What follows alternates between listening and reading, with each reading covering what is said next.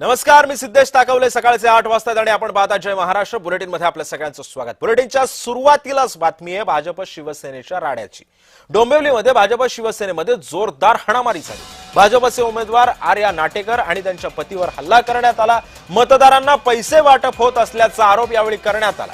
2 दिवसांपूर्वी सुद्धा पैसे वाटपावरून हा वाद झाला होता आणि त्याच वादाचे पडसाद काल हाणामारीमध्ये सुद्धा उतरले. मतदारांना पैसे वाटप होत असल्याचा आरोप यावेळी करण्यात आला आणि डोंबिवलीमध्ये प्रचारादरम्यान भाजप आणि शिवसेनेचे कार्यकर्ते आणि उमेदवार एकमेकांना भिडले. यामध्ये भाजपच्या उमेदवार यांचे पती हे गंभीररित्या जखमी या हाणामारीमध्ये झाले आणि या संदर्भामध्ये माहिती जाणून घेऊयात. माझे सहकारी किशोर पगारे सध्या आपल्यासोबत आहेत. किशोर, डोंबिवलीमध्ये भाजप शिवसेनेमध्ये जोरदार राडा झाला. पैसे वाटप केल्याच्या कारणावरून हा राडा झाला. नेमकं काय घडलं होतं काल?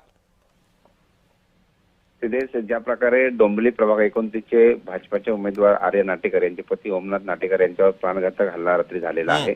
2 दिवसापूर्वी येथे मतदारांना पैसे वाटण्यावरून शिवसेना भाजपामध्ये जोरदार राडा झाला होता रविवारी. काल उशिरा मध्यरात्री पुन्हा तसाच प्रकार उघडकीस आल्याने पुन्हा 2 गटात हाणामारी झाली आहे. आयरेगाव हा जो 29 प्रभाग आहे म्हणजे तुकाराम नगर येथे शिवसेना भाजपाची युती नाही आहे, जरी इतर प्रभागात असली तरी.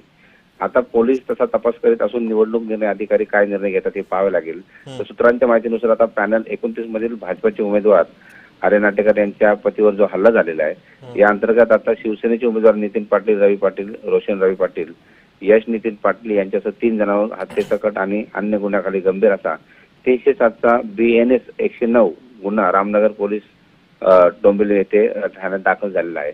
त्यामुळे आता निवडणूक निर्णय अधिकारी त्याचप्रमाणे पोलीस प्रशासन कशा प्रकारे निर्णय घेत आहे आणि भारतीय जनता पार्टी आणि शिवसेना यांच्यात जरी युतीची जरी राज्यात आणि केंद्रात युती असती तरी सुद्धा या स्थानिक पातळीवरच्या ज्या निवडणुका आहेत कार्यकर्त्यांच्या, किशोर, याच्यामध्ये या सगळ्या प्रकरणात गुन्हा कोणावरती दाखल करण्यात आलाय का कालच्या राड्यावरून?